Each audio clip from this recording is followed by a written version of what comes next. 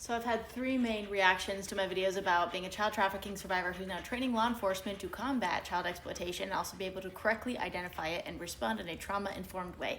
Those three main reactions kind of cracked me up because I have dark humor, but I just want to unpack them with you. The number one, obviously, there were a lot of people who get it and are like, thank you for the work you do, so I appreciate y'all. The other one were the people that are like, no, law enforcement's corrupt, you can't trust them, there's so many problems in there. And I'm like, y'all get that I'm acknowledging and exposing the problems, and I wouldn't be stepping in to solve problems if there weren't problems, right? Like, just so y'all realize how same page we are about that. The interesting difference is that there's a lot of people, you know, very nicely cautioning me, and also sometimes not very nicely just being like, oh, you're part of the problem, like making all these assumptions.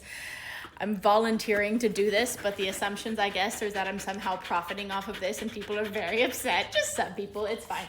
But, you know, the premise I want to correct here is like, yes, the reason I'm stepping in to solve problems is because there are problems. Let's just acknowledge that we both agree on that. The difference, though, is that I'm stepping in to help. There are a lot of people complaining, and when I've asked them, well, what are you doing about it? Seems like they're just complaining, so that's not part of the solution. Then there's the third group of people that are like, but what about some unrelated thing, bad thing in the world, bad thing in the country, bad thing that has nothing to do, or bad thing that's like some other tangent of, you know, problems that should be solved. They're like, well, this is bad too. And you're like, yes, my hands are pretty full. Like, are you here with ideas? Are you just putting more on my plate because you seem to think I'm capable, and for some reason you're trying to offload this to me? And when I ask them, so yeah, great cause. So what are you doing about that? There's like either silence or, well, I can't, but you can.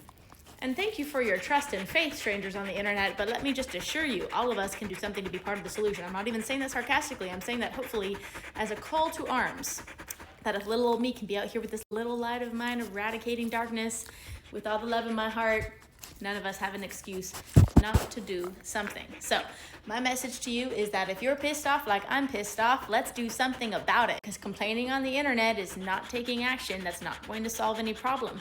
Acknowledging the corruption, evil, bad stuff, fine.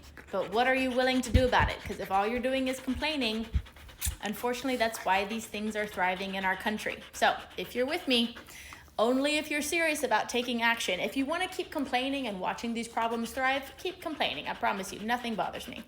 But if you're serious about taking action, I would invite you to the front lines to be part of the solution.